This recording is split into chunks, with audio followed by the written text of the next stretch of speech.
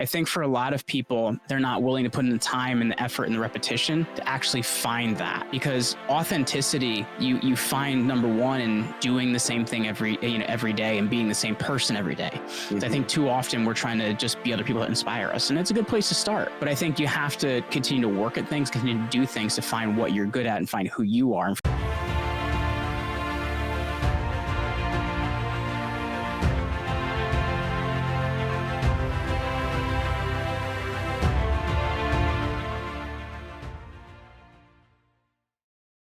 What is up, Impact Heroes? Welcome back to the show. I'm your host, Rick Ornelas. Thank you for spending some time with us today, because we know time's a valuable resource and we're going to make it worth your while. I appreciate each and every one of you, not just for listening, but for who you are. I know you're sparking change to make the world a better place every day, and I am humbled and grateful for your efforts. It takes all of us doing our part to spread positive change, and that's what this show is all about. Motivating you with stories of struggle, courage, and hope to empower you to make a difference in your life and the lives of others. Are you interested in having Rick speak at your event or business? Here is what others have to say. Did not know his story, and it was so inspirational, and his presence on stage, his authenticity was just incredible. I absolutely loved his performance. It made me feel some type of way. If you're looking for a speaker for your next event, hire Rick. I promise you this, you will not be disappointed. Visit rickornelas.com to book him today. Welcome back, Impact Heroes. Today we have the pleasure of speaking to our latest iSpark Chain social impact hero, and you are in for a treat this week. So our guest today knows a thing or two about branding and helps visionary leaders use the power of podcasts to change the world. Kind of sounds like what we're doing here with the iSpark Change podcast. But he's studied the highest performers in the world, including the former CIA director, Super Bowl champions, and even a 3-time Indy 500 winner. He's both studied literature at Oxford and has been a champion powerlifter. That's an interesting combination for sure. He knows how to ignite your passion, from going from passive observer to the creator of your own life. And I definitely want to hear more about that. He's a branding expert, and his company, Command Your Brand, grew by a remarkable 71% in a down economy. I know many of you entrepreneurs out there will want to know how he did it. He not only raises chickens, but was named a millennial influencer to follow in 2018 by BuzzFeed. I don't know if the chickens played a role in that one. So please welcome the founder of Create Your Own Life podcast, which was ranked #1 in the business category, the dynamic, strong, and passionate Jeremy Ryan Slate. Jeremy, welcome to the iSpark Change podcast. Hey, Rick, thanks for having me, man. I appreciate that intro, too. I do a lot of strange things that don't seem to connect to each other. Yeah. Well, I think all of us probably do, but maybe not everyone shares those things, yeah. Right? So I appreciate that I could find those things about you and, put them together for a clever intro for you. But yeah, I'm excited to dive into our show and connect some of those dots that we talked about in the intro for sure. So, to start off, Jeremy, the first question, typically the first question that we ask guests on the iSpark Change podcast, as our theme is social impact heroes, is that the reason you're on the show is because we see you as someone who spreads positive change in the world. And the way you do that is because your actions have a positive effect on others, thereby a positive effect on humanity in the world. And that's what we call it, our social impact hero, right? So by our definition, which is an acronym, which we'll, may get to in the conversation, you do a couple things really well that others may not do. So the first question I have for you is, do you see yourself as a hero?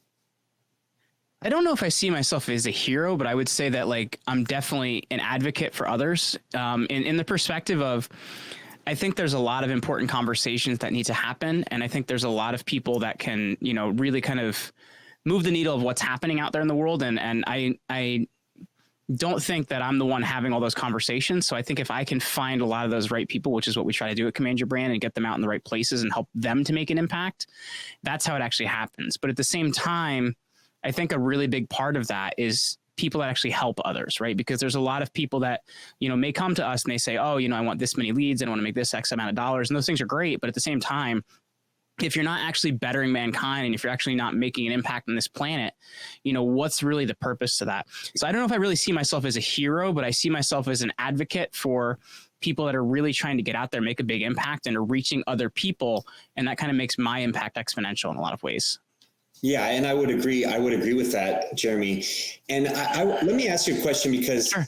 People come to you and they'll come to you for different reasons, right? They'll say, "Oh, I want to blow up my business. I want to explode. Get more leads. Do these different things," right? As the reasons, different reasons that people contact, branding company, marketing company. Sure. And I've been involved with many branding and marketing companies over the years in my business. But do you find that a lot of them, as you're discussing their branding with them, that their identity, the reasons for doing what they're doing, have some bigger cause, that they do have something beneath, beneath growing their business? That is because they want to have more impact. They want to serve more people, that they want to better, humankind.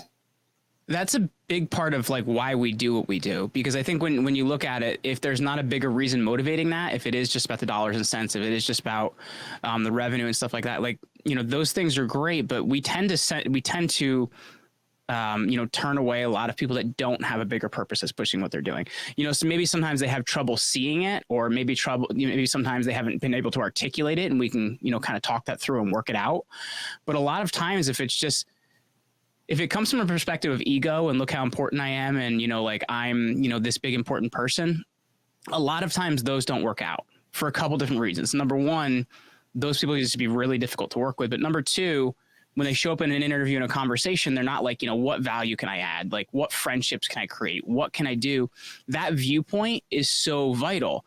But a lot of times that other half of people that are kind of just focused on the outwardly, scale and revenue and things like that, which are fine things, but if they're the only things, you're in a rough position. For us, we really want to work with people that are driven by some bigger mission. If they aren't, I'm very happy to send them to another agency, which we do very often. Yeah. And I that's been my experience. So I've been a coach and consultant for nearly 8 years, and it's been my experience, especially I would say in the last 3. So tell me if you've seen this, especially in the last 3 since the pandemic, that people are far more about a cause. They're far more about, hey, I can grow my business and I can help others in the same, in the same vein. And I would add to that those, as kind of, and this is kind of what you said as well, that those that seek to help others first, they end up having more success. Yes. In the long run. Yeah, because it's, and I can even look at some of the difficult situations in my life. I had an experience when I was 19 where I tore my ACL, PCL, meniscus. I shredded my knee, and it was supposed to be surprisingly, it's actually a quite minor arthroscopic surgery to fix. But the anesthesia didn't go well, and I didn't wake up, and I got last rites and all this stuff. And when I actually woke up, my life didn't change at all. I was just kind of all right, whatever. I survived one there. Woof. But then when I was 24, I almost lost my mom to a really, really bad stroke. And that actually hit me really hard. And I think that when you look at it, that's how it is for a lot of people, right? When something that happens outside of yourself, it can really shake you, and it can really kind of make you look at what's bigger out there. Because I think often we're not willing to look at that when it's ourselves. So I think it's the same thing with what we've been talking about here, that when you're looking at challenges that exist, those challenges aren't as big when you can help someone that's going to help a bigger group of people, right? If it's just about me and just about me letting myself down, it can be pretty easy to let yourself down. I've talked to a lot of, combat troops. And one of the biggest things they say is when you're fighting alongside someone else, you make some pretty difficult decisions. You do some things that would be perceived by others as brave. But in that situation, you're like, well, I'm just trying to protect the person to my right and my left and in front of me. You're not looking at it as, oh, I need to be brave. And I think that's what it comes down to, man, is you're making decisions that are, they're pan-determined. They're across the group rather than self-determined. They're just about you. And I think when you can do that, that's a game changer, man. Yeah, for sure. So I'd like to get into every hero, and we'll go through the acronym because I think by the end I'll convince you that you're a hero. But but every hero has their origin story of how they got started or how they're, on the path that they're on. So share with our audience, where it started for you. And I know you've done different things, but where you feel that story of you really living in your purpose and doing what you felt you're called to do, where that started for you. It took a long time to get there. And because I think often, and I know this is at least true for me, a lot of times we make decisions because of how it reflects on other people rather than like what we actually want to do. So I made a lot of decisions based on what's going to make the people around me happy. And that's going to really kind of, depending on what kind of environment you come out of, it can really shrink your impact. And for me, that was a big part of what I saw. So growing up, I wanted to be a teacher. Why? Because my parents wanted me to be a teacher. I never really explored what I wanted to do, and it took a long time to kind of get to that. So I ended up getting my master's degree in ancient history, and I taught in a private school for a couple of years because in New Jersey, you don't need a teaching degree to teach in a private school. They just kind of stick you in a room with 40 kids and they say good luck. So that was where I started, and I burned out super, super quickly. I think for a couple of reasons. Number one, I just didn't have any classroom management skills, but number two, it wasn't what I wanted to do, right? It was for somebody else. And I think when you look at it, it has to be a mix of what your purpose is and what you get enjoyment out of, and also what makes an impact. And I was missing half of that, right? Like, sure, maybe I was making an impact, maybe I was helping people, but I was miserable. And if you don't have that, you're kind of not able to be I guess in a state of flow in some ways. And I mentioned earlier, my mom having that stroke in 2012, and that actually made me take a look at what I'm doing. And I just ended up quitting my job. I had no plan. I had no idea where I was going. I had no idea what I was going to do, but I knew I was going to do something else. So I went through a bunch of different things. The first being I did network marketing for a bit. It gets kind of hard when you're like recruiting people all the time. And I just, didn't really have fun doing that. And it just didn't really fit my personality well.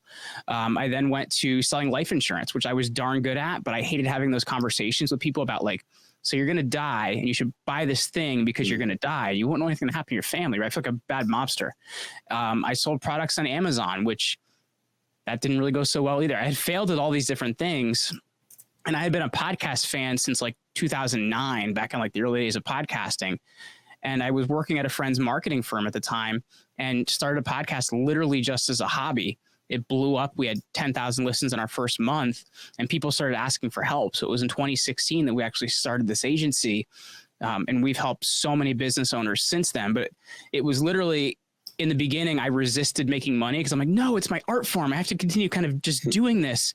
And it wasn't until enough people started asking for my help. I'm like, all right, like, sure, I'll do something for you. I don't know what that looks like. Let's figure it out. And it was from that idea that we actually ended up starting a business. I always love how the story, it never takes that linear path. No. Right? It's never like from A to B. I mean, it might be from A to B, but there's going to be a lot of, of subparts and detours and everything along the way. So that journey, I guess, that's like a 6-7 year journey, for you, right? From the 2009 when your mom had the stroke. It started in 2012 and it went through 2012 and it went through 2016. So yeah, it's a good 3-4 years. So it's a solid amount of time. Yeah. It's funny because you don't always think of those things. You look back and you're like, oh wow, this much time has passed. Or, 2018 feels like it was just, 2 years ago, not 5 years ago to me. That's the wild part, man. Cause I turned 36 2 weeks ago. And I was just talking to my wife about this and I'm like, 20 years ago, I was 16. How wild is that? And she's like, and she had this moment where I think she like hadn't actually thought about that. And she's like, what? You know what I mean? Like, you don't think about it. You're like, literally 20 years ago, I was in high school. That's insane. Yeah. Well, you don't want to know how many years ago I was in high school. How about your wife? How old is she? She's 34. So we're pretty close in age. So she's like, oh, I was in junior high, or I was just really exactly. She can always say she's younger than you. Yes. Because my wife loves to tell me about, even though for a few months of every year we are the same age. So I like to point that out, that we are the same age for that short period of time. No, I'm always older, and she gives me a hard time with those couple of years and calls me old man and stuff sometimes. I'm like, come on. Like I look like I'm 20 anyway. So what are you gonna do about it? I would agree with you. You do look like you're 20. So hang on to that. That was me for a long time. So as far as the hero, so we know how you got started, right? Kind of that origin story. Sure. And part of being a hero, by our definition, is that a hero honors your purpose. Mm-hmm. And it seems to me that now you're living in that purpose. You're living in that zone of genius. You're helping people. You're serving. You're making the world better. So would you say that's how you honor your purpose every day, or what would you consider your true purpose? So here's what's interesting about it, because if you look at it, like, teaching was kind of a thread in a lot of what I do. And if you look at it, that's actually what I do every single day now, but I just do it on a different scale and in a different way. You know, I'm teaching people every day in the podcast, but I love doing that. And I love having those conversations, and it really fits something I enjoy, but also helps people. I do a lot of speaking. We just got back from spending 2 weeks in Thailand. I spoke at a keynote there, and I love being on stage and interacting with people that way. And so I'm still teaching and doing those things, but I'm doing them in a different way. I'm impacting different people, because I think if you can impact people that have a big purpose and they help others, that's what it's all about. So for me, it's been teaching, and I would think I was just exploring it in the wrong way. And I think you have to be willing to kind of do a lot of things and see what's going to be a fit for your skill set. Because I think so often, and I think it's a societal failure in a lot of ways, we're told that, like, failing's a bad thing. And if you look at it, failing should have such a good lesson that you don't fail again, right? Like, you know, like, okay, so I failed, I learned something from this, I can change this, this, and this, and I'm going to get better because of that. Like, that's why I think, like, you know, like baseball and things like that is one of the ultimate sports to look at that, right? Like, you can look at it and be like, oh, you made me go for the outside slider, so I'm going to learn how to not hit that and things like that. But so, like, you can kind of learn to not make those mistakes again. But I think often we're told, you know, don't make mistakes, don't fail, do the safe thing. So because of that, people don't try. And I think there's so much value in actually trying, seeing what works, seeing what fits your skill sets, doing a lot of things and going from there. There's a giant thing I think is missing in society, which was around. It's still around more in the trades, you know, like plumbers and things like that, but it's missing in a lot of other areas. And that's the idea of apprenticeships, you know, working in an area for a period of time, seeing if you like that thing, getting skills of that thing. And if it's going to be something to do for the rest of your life, getting good at that thing. But I think too often it's like, you have to make the decision to go to college, what you're going for, pick a major, pick what you're doing. There's so many things you're committing to very early on when you really don't know much about the world. There's so much in what you just said that I want to follow up on. I think three things just to hold me accountable. One, I want to talk about failure. Two, I want to talk about that path doesn't always have to be determined. Mm-hmm. I guess, you know, like you were saying, that path really doesn't always have to be determined. And yeah, so let's talk about the failure thing, because I agree with you completely that failure is you know the best teacher that we all have in our lives if we use it appropriately. So what would you say was the biggest failure that you had that you learned from, and what did you learn? You know, I've had so many, right? Like, and if I look at it, you know, like the world changed a lot in my upbringing. I don't know how to put this, but like, the way my parents raised me was, you know, to work hard at something. And if you don't get an opportunity, to work harder for the next opportunity or whatever. But they started doing this thing when I was a kid where everybody gets a trophy, and it's like, but you didn't really win anything. So it's like, what are you working for? It was just this very strange kind of thing. And it was so different than my reality. And so if I look at that, I played baseball differently because I was raised by, you know, a dad that played professionally. So like, I was raised that you work harder, you show up earlier, you do all these different things. And you know what? Sure, you were the starting shortstop, but now the coach's son is the starting shortstop, even though he's not very good. So we're going to learn how to play center field. And I spent hours and hours and hours learning to play center field and became the starting center fielder. So it's like, what are you going to commit to and get better? But at the same time, the first version of this business was called Get Featured Media, and we had another business partner. And I didn't really know much about business partnerships. So I put a lot into a business partnership, not knowing about business partnerships. And 9 months in, we went at odds of like where the business is going. We had done multiple six figures. We had done a lot of different things in 9 months, and we had to figure out where to go from there. That is one of the single hardest things you can ever have happen to you, to build a business, be stuck, and then figure out where am I going to go from here. So we were at a stalemate for a period of time, figuring out like what we could do, because we had legal restrictions. He had legal restrictions. We had to figure out what we're going to do. We didn't work for 3 months while we worked them out. So we had to figure out how to keep employees, figure out how to keep the clients happy, do all those things, but we couldn't bring in new business. And then finally, 3 months later, launched this the business we currently have, Command Your Brand, in 2016. So to me, that was one of the single hardest things. But at the same time, in different levels of your business and different levels of your career, you hit different things, right? You know, I've had times in my business where I had a really great salesperson, and then that salesperson starts doing some things that you don't like. So you fire that salesperson, and then you become the salesperson. But that means you stop wearing your hat as CEO. So then all those other things you were doing start going by the wayside. So there's always mistakes, man. But what are you going to learn from them? What policy are you going to create because of it? How are you going to get stronger because of those losses? Because it's always there. There's so many things in there, but a lot of people don't want to look at those opportunities. Yeah, for sure. I think a lot of people get tunnel vision. Yes. You know, because kind of like, and maybe this was the case for you with saying, okay, I'm going to be a teacher, that you get tunnel vision. And so you're working towards that one single goal and not realizing that, you know, there's alternate paths. As we said, it's not always in linear path, but there's alternate paths that may be more effective, right? Maybe more appropriate, maybe the better path to take. Maybe it's, okay, we started as a partnership, but now we have to dissolve that partnership and we each go our separate ways, and it's going to be better for each of us. Yeah. You know, things like that. Yeah, I think it can be hard too, because I think sometimes when people have different realities, right? And I think sometimes we can enforce our reality on others, and others can enforce their reality on us. And I think it can be very hard to then compete with that. Do you get what I'm saying? Like, you know, either a parent wants this, or you want this, or a friend wants this, or maybe a business relationship wants this. And it can be hard for a lot of us to see those different things and not come at them from a perspective of acknowledging that thing, saying that thing is okay, but then continuing to do what you know to be right? Not sacrificing your own, self-respect in a lot of ways. But I think a lot of times we'll bend to that thing and then make that person wrong and create an antagonistic relationship. But you have to figure out how to handle that situation. Say, hey, I appreciate that you want that from me. That's not what I want. I'm going to continue to do this thing, and we can still be friends. But I think a lot of people come at it differently, man. They do. And that goes back to, you talked about your upbringing, you know, things change a little bit. That goes back to, we're all a product of our upbringing. We're all a product of our experiences, and that's what we bring to the table.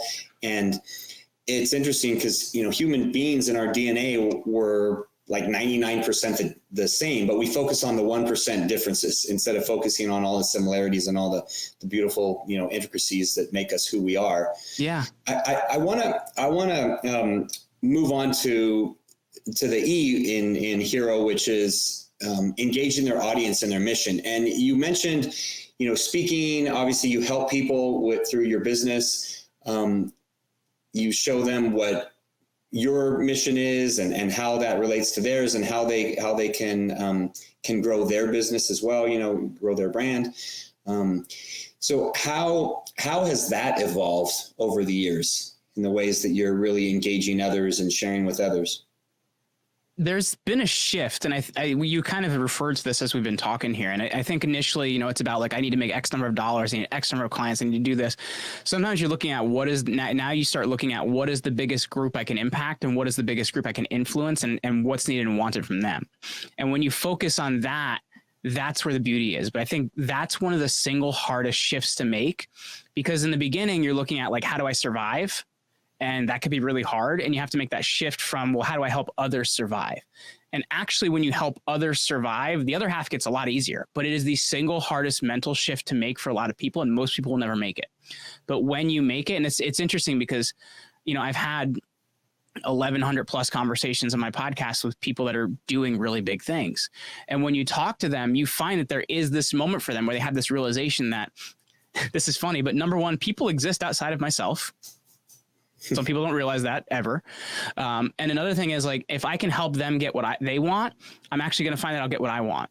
And I think very often when you have that shift, life gets easier. But it's hard because in a lot of ways you have to give up control. And giving up control is one of the single hardest things for people to do, because they feel like if they do, the plane's going to crash, we're all going to drown, we're all going to die. But if you give up control and you figure out how to help other people get what they want, it becomes much easier to get those things that you're grasping for and trying to get. It's interesting because those are teachings that go back 2,000 years, you know, that go back to scripture and everything. And human beings just seem to have such a difficult time with that. And society for many years was just like me first. You know, you go back to the I would say they're more that way with social media now, even. Yeah, it's amplified. Yeah, what I was going to say is you go back to the 80s, 90s, early 2000s. It was that kind of me first, and then it shifted, but then it became worse because of social media, because now there's such comparison to everyone else out there instead of just a reference group of maybe 100 or 150 people, and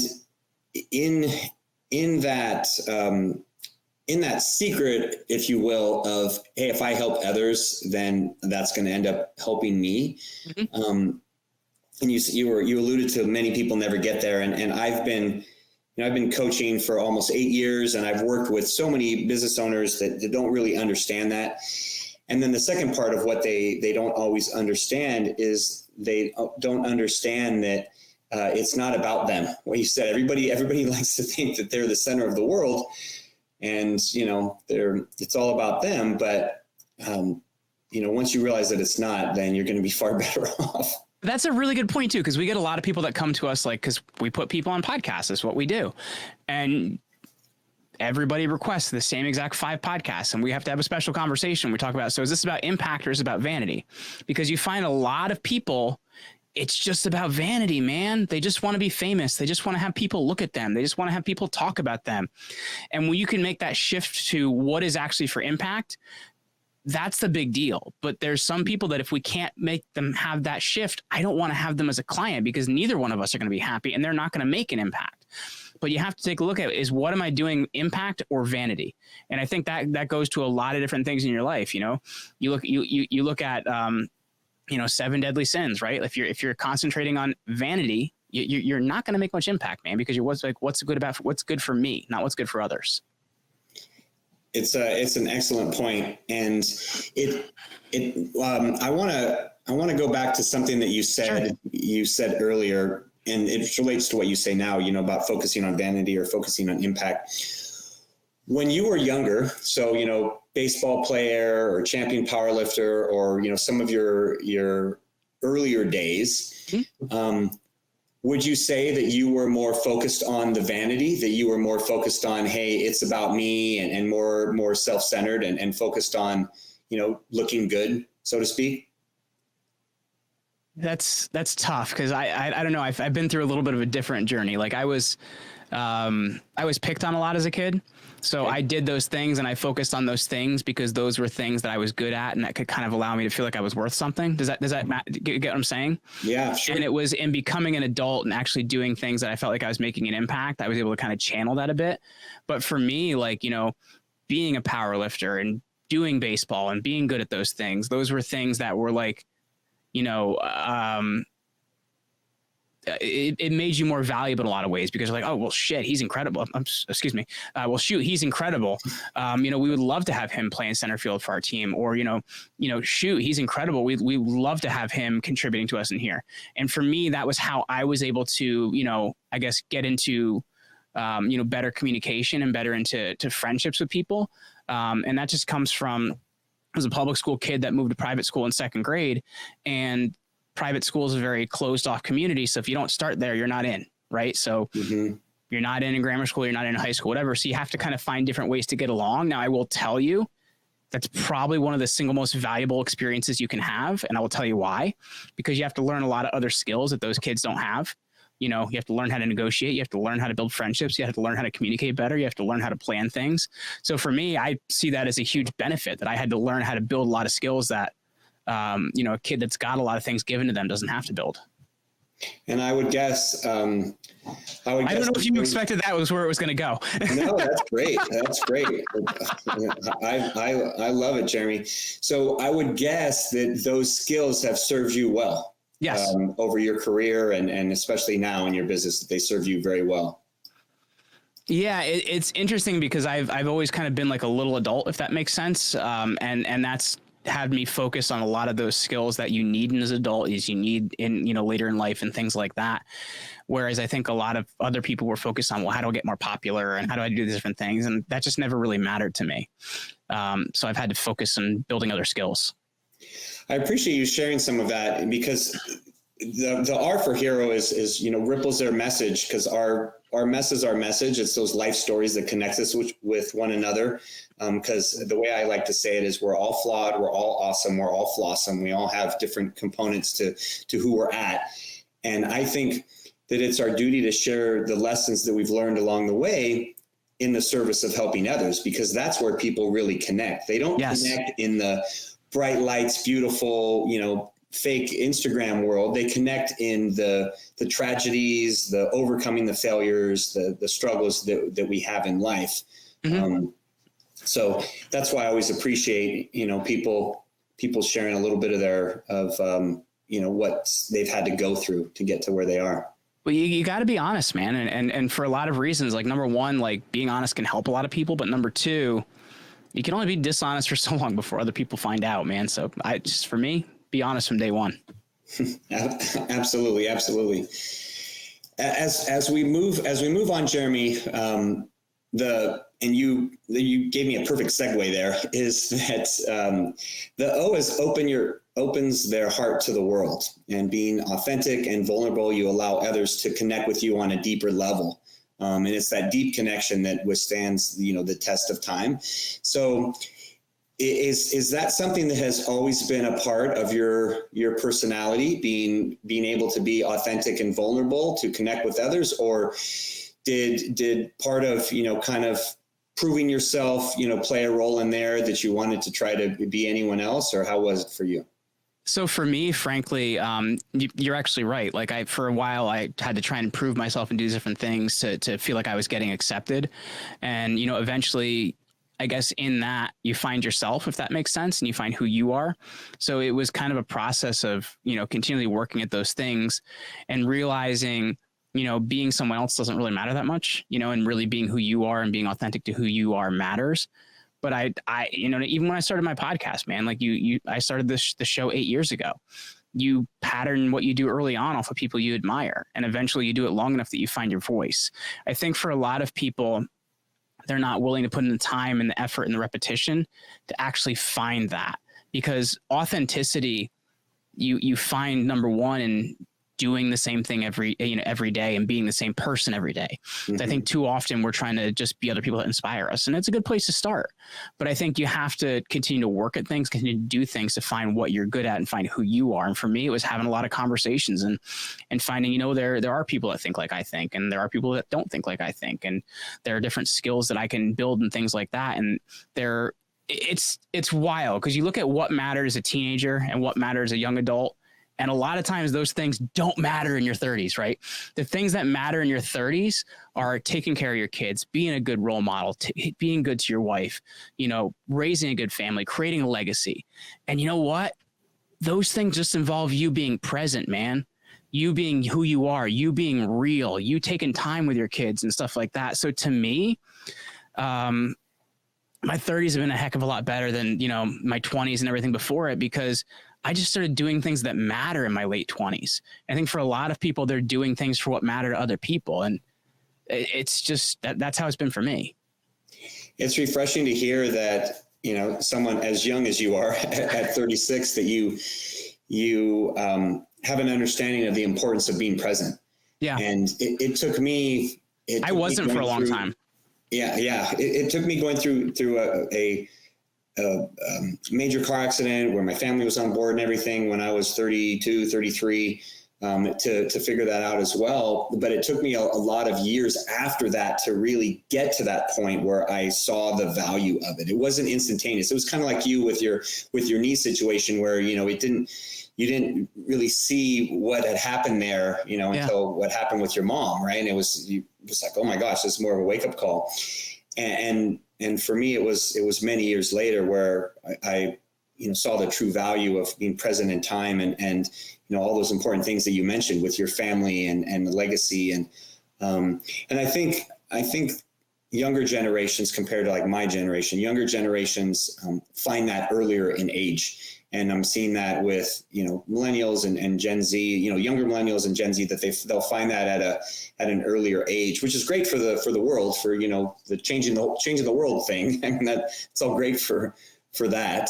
And I appreciate you opening your heart, because Because I think a lot of people, they don't, they're afraid to admit that. They're afraid to admit what you were sharing, Jeremy, that they're doing something for others. That they say, oh, no, I'm doing this because I have to do this for work, or I have to, do this to provide for my family or everything, when it's not really that's not really the true motivation. They're doing it, going back to like the vanity thing, for example. But you know what's important about that, Rick? And I did a podcast episode not long ago about this. I'm a big thinker. So yeah, I talk in big vision things. And I think a lot of us do. But at the same time, I think we have to forget, or we forget that so much of what we do and the impact we have actually is what starts at home. If you don't like certain things that are happening in school or in society, wherever there may be, well, then make sure you're instilling the right morals in your home. Make sure you're spending more time with your kids. Make sure everything starts in the home. And that's why, the nuclear family is so vital and so important, because it's where spirituality begins. It's where education begins. It's where literacy begins. It's where morality and mores begin. So at the same time, focusing on that micro actually affects the macro. And I think for a lot of people, they feel powerless, right? Because they feel like these different situations that they can't do anything about. But if you're present in your family, if you go to church with your family, if you read with your kids, if you do these different things on the micro level, those actually have a massive impact. And I think a lot of times people don't see those things. Agree 1,000%. And that's at the heart of what we talk about at iSpark Change every day, Jeremy, is that everyone has the capacity to be a hero. Everyone can do heroic things on a daily basis by virtue of doing the things that you just mentioned, by virtue of being present with your family, reading to your kids, teaching your kids good morals, doing something, being kind to your neighbor. All of those things are heroic in the fact that they have that ripple effect that has a positive impact and continues far beyond the initial act. And we've actually coined a term on our show with one of our guests, many episodes ago, which we call that a spark moment. And that's where those actions have a ripple effect that goes far beyond that initial act, as I said. So one thing that I like to ask all my guests, Jeremy, is a spark moment can be where you've had an impact on someone, and then down the road you've seen, wow, I impacted, may have totally changed the trajectory of their life, or someone else had an impact on you. They said something, they did something, they touched you in some way. So share an example of a spark moment, which, amplifies what we're talking about, that everyone has the capacity to be heroic. And usually they don't know that what they're doing is heroic. They don't know it's going to be a spark moment and have that major impact in someone's life. But it does. When I look at it, the one thing that comes to mind was actually, this is about 4 years ago. I had gotten an email from somebody that I really admire, growing up, the guy that I always thought had it all together, and I wanted to be like him, and he was so cool and everything else. And I got an email from him, and he goes, I want to let you know I've been going through a really tough situation. My wife cheated on me. I got divorced. I've been going through this tough situation. And he goes, to be honest, and you may not know this, but listening to your show and hearing conversations that you had every single day was the single thing that kept me grounded, kept me doing well, kept me feeling like it's good communication. And I was just shocked, because I'm like, this is somebody that I always looked up to that was actually looking to me for help. To me, I was just blown away by that, because I was just so grateful that I could give that gift to someone that I really admired. And I'm sure there's been many spark moments in my life, because I think we spark in different times depending on what's happening, different seasons. But for me, that was, when you asked that question, that was the thing that came to mind. It's a perfect example, and thank you very much for sharing it, because that's the type of spark moment that I like a little extra, a little more. And the reason is because you didn't do it with the intention of, I'm intentionally trying to help this person, or I'm intentionally trying to do this. I had no idea, man. Exactly. And that's the best part, because it really shows that the power of just doing the right thing every day, just going out there to have an impact and to be positive and to help others, and, putting out your show and I've received similar things with my show, or things that I've written, or interviews that I've done. And then you hear how that's totally changed someone's life. And it's very, heart-wrenching, but in a good way, because you realize two things. One, you realize the power that we all have that I talked about, right? That we all have the power to, literally change a life in an instant like that. Sure. And two, that, as the saying goes, which, it's made popular by Spider-Man, but it goes way farther back than that. And that's with great power comes great responsibility, Uncle Ben. Yeah, exactly. And I forget who it's actually, I think it's like Winston Churchill. I'm 95% sure it's Winston Churchill where that came from. But what I'm getting at, Jeremy, is that once we realize that we have that responsibility, then at least for me, it's preventing me from going off course. It's preventing me from saying, I'm just going to mail it in today. Yes. I'm not going to give my 100%, because then I might have the negative effect on someone that's a spark moment in the negative direction, right? And goes the other way. 100%, because always, be at your best. 100%, because you know what, man, we all have bad days. We all have rough days. But the thing that made me think about is like, imagine if I had stopped doing this in the middle of when that guy needed it. Do you know what I mean? Like how much of a disservice would that be to that person that I didn't even know I was helping? Yeah. So it makes you realize that a lot of times what you're doing is bigger than yourself. And that's a pretty cool thing when you can, have that realization, because it's something that pushes you through the times when your day is tough, because they happen, man. They happen, every day in different ways, Yeah, there's going to be those days when you go to get coffee and it's out, and you're like, oh, I got to get on this interview, and there's no coffee. And then you're like, oh, what am I going to do now? Oh, you're giving me a hard time just because I needed coffee to be able to be fully awake while I was here, because it's been a long day. I only say that because I don't do caffeine, so that's why I say that. Oh my God, how are you alive?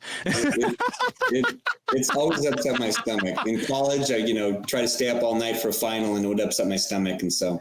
So is it the acidity or what bothers you? Probably. I mean, that's what people say. So I've cut back substantially. When I was a teacher, there were 9 periods in the day. So I thought that meant I need 9 cups of coffee. Ooh, so you can imagine what I was like at 3 o'clock. I was like, hey kids, don't get too far in front of me, because I might yell.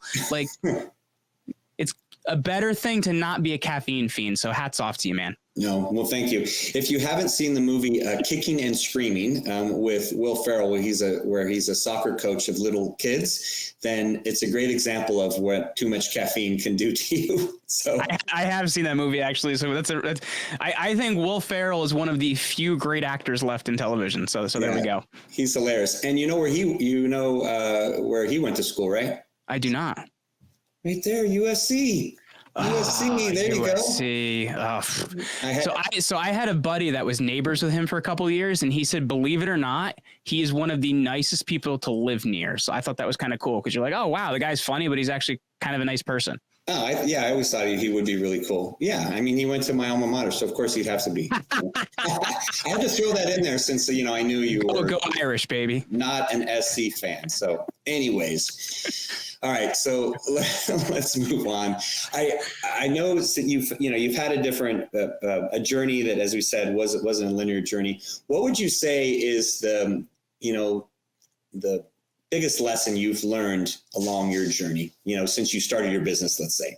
There's been a few, but I would think in building my business, I think the biggest would be, how to actually properly document and train employees. And I think that is the biggest lesson you can learn. So I think a lot of times we look at how we learn and we try to make everything through that. But in actuality, when we look at a job in our company, for example, the sales position in my company, the training manual for sales is 47 pages. Because we write up every single thing that could possibly ever be done. So if a question comes up, it's there, but we're also ready for multiple modalities. So there's people that prefer video, people that prefer written, people that prefer audio, so that we can make sure that we show up in the right way to train people. And when you can learn how to train your people in the right way, that's the biggest secret to building a business. I think oftentimes we focus on these strategies and whatever it may be, but if you can hire the right people, train them correctly, and really empower them, that's where business growth is. For me, when I figured that out, I would say, we've been building this business since 2016, but when I figured that part out 4 years ago, that was a big difference. I would agree completely, because, in being a coach for the past 8 years, the biggest way that I help people is in growing and scaling their business. And one of the things that I help them with is understanding that they need to learn how to delegate and how to hire people and bring people onto the team and train them effectively and everything you're talking about. And a lot of business owners, a lot of entrepreneurs don't get that. And they struggle with giving up control. And then they stagnate. And then, 6 months later, a year later, that's when they're contacting me because they're stuck and they're stuck and they don't know what to do. And it comes down to, oftentimes it comes down to hiring people, giving up some of that control, which seems counterintuitive to a lot of people, like, oh no, it's all going to fall apart. But once they figure it out, like you did, then they start flourishing and they have success. Well, you have to actually give them a job that they can inhabit. I think many times people are like, all right, I need a new marketing person. Cool. Hey, you do marketing. Instead of like, this is, these are the marketing programs that we like to run. This is how we typically run them. If you want to propose a new marketing program, this is how you write your proposal. Like, a lot of those things are often missing in businesses. And then they wonder why, when they hire somebody and they may be a great person, they can't do the role, because they're not actually bringing them into a role. They're bringing them into a place where they lack, rather than a place that they know how it works and they want that person to make the place better. Yeah, very, very true. I'm going through that right now. I'm opening up a new business and hiring, did a full day of interviewing yesterday and making sure we find the right person. So completely understand that. So Jeremy, where can our audience find out more about you, connect with you? I know you have your new book, Unremarkable to Extraordinary, that just came out last month. So where can they learn about that, find out about you? Yeah, if they want to grab the book, that's over at getextraordinarybook.com. And, they'll learn about a lot of the lessons we talked about today from some of the highest achievers on the planet. As you mentioned, former CIA director, 4-time Indy 500 champion, World Series champions, things that they can actually apply in their life, not just these things that are airy-fairy. I like to say it's a personal development book for people that hate personal development. It's about real world things you can apply. If they want to find out more about me and the company, that's over at commandyourbrand.com. And I just really appreciate the opportunity to be here and add some value to your audience today. Well, you definitely did that. So before we go, there's one final question that I ask all my guests. And our goal at iSpark Change is to positively impact 1 billion people with a B in the next 5 years, from the launch of our upcoming social media platform, social impact social media platform. And we know we can't do this alone. We know we need the help of impactful leaders like you, people that can help show others the way, because many people feel, as I used to, that they're too small to make a difference, right? And you even mentioned that earlier, is about, people not realizing that, they can impact. So I value your thoughts and opinions as an iSpark Change social impact hero. So I'm going to ask you to peer into the future, peer into our iSpark Change crystal ball, and tell me, what can the world become if everyone believes that they can have an impact on our future? I think it goes back to what we were talking about earlier, man, like taking responsibility on the micro level, and that actually handles the macro level. But I think so often we're like, I have to handle this big issue or this big thing or whatever this may be. When if you really start to take responsibility at home, for your spirituality at home, for educating your kids, for being present in your marriage, for, creating morals and values, like if you can do that on the micro level, that's how the macro level is. So I think if we can all do that, and you look at that exponentially, that's how, we really create change and we really create the society we want. Very wise words, and so simple, right? So simple. Hopefully people will take those to heart. So thank you very much, Jeremy, for taking the time today to share your heart and your wisdom with our audience. You came in, you over-delivered, as I expected from, a champion powerlifter. Your desire to impact and help others is very evident. You're filled with passion, humility, and you lead with a heart of service and gratitude, which tells me you will continue to have success in all facets of life. And this is only the beginning of your social impact. So thank you very much, Jeremy. Hey, thank you for having me, man. All right, Impact Heroes, it's our stories that connect us all, and we loved hearing Jeremy's today. Jeremy Ryan Slate, you're not only an inspiring and amazing human being, you truly are an iSpark Change social impact hero. We'll see you all next time. Remember, Impact Heroes, every positive action can be a spark moment that has a ripple effect that spreads far beyond the initial act. So go out there and spark change. Don't forget, if you enjoyed this episode, then please smash that 5-star rating on iTunes or Spotify and leave a review. We value your comments and we want to hear from you. in the community. Thank you for listening. God bless you, and we'll see you next week on the iSpark Change podcast.